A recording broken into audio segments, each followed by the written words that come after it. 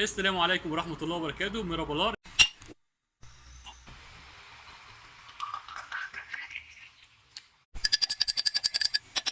جهزنا الشاي، يلا نبدأ.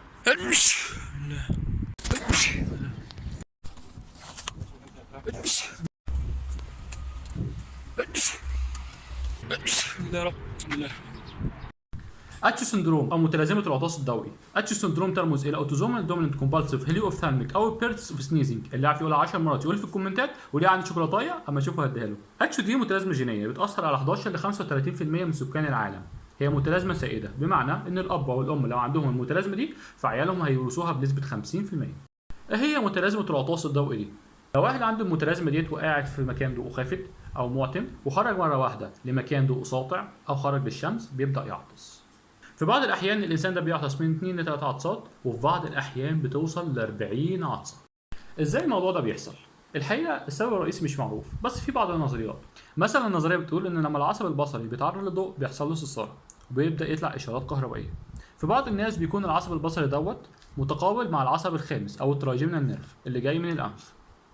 فلما يحصل استثاره للعصب البصري بالتالي بيحصل استثاره للترايجيمينال نيرف، فبالتالي المخ يفتكر ان في مهيج في الانف فيحصل ريفلكس العطسه عشان يطرد المهيج ده. وطبعا عشان قدم الحاله دي فما نقدرش ننسى ارسطو في كتابه بوكس اوف بروبلمز كان بيفسر الموضوع دوت بايه. لما الانسان يتعرض لضوء الشمس بيحصل تفاعل ما بين حراره الشمس والسوائل اللي في الانف فبيخلي الانسان يعطس. البعض بيقول ان التعرض للشمس في بعض الاحيان بيسبب احتقان وتجمع للدموع في العين اللي منها بتروح للانف عن طريق القناه الدمعيه. بيحصل تجمع للدموع ده في الانف وده بيسبب تهيج في الانف وبالتالي العطس. المعظم ضد النظريه دي. ليه؟ لان الموضوع ده بيحتاج وقت، واصلا الموضوع ده بيحصل بسرعه بمجرد التعرض للضوء القوي. عموما الابحاث في الموضوع دوت قليله جدا نظرا لان مفيش مشاكل صحيه ورا الموضوع دوت. بس الحقيقه في خطوره من متلازمه العطاس الضوئي. الخطوره دي تكمن في السواقين، سواء انت سواق سياره او موتوسيكل او سواق طياره. ليه؟ تاخد شفطه شاي تكونوا فكرتوا في الموضوع. المشكله تكمن انك لما بتبقى سايق في مكان عتمه زي مثلا انت سايق في نفق ومره واحده النفق ده بيخلص وتتعرض للشمس فبالتالي انت هتعطس. واحنا عارفين ان في بعض الناس بتعطس من 3 عطسات ل 40 عطسه، وبطبيعه الحال الانسان لما بيعطس بيقفل عينيه وده بعد الشر ممكن يسبب حوادث. ازاي نتجنب الموضوع دوت؟ اخد شفطه شاي وارجع لكم.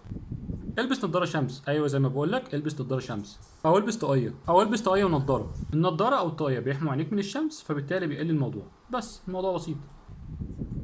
بس كده احنا خلصنا. ما تنسوش تدعمونا باللايك او الشير، او لو انت على اليوتيوب نشترك في القناه ونفعل زر الجرس عشان محتوانا يكبر. عاوزكم بقى تقولوا لنا في التعليقات مين عنده اتشو سندروم وايه اغرب موقف حصل لك بسببه. سلام عليكم.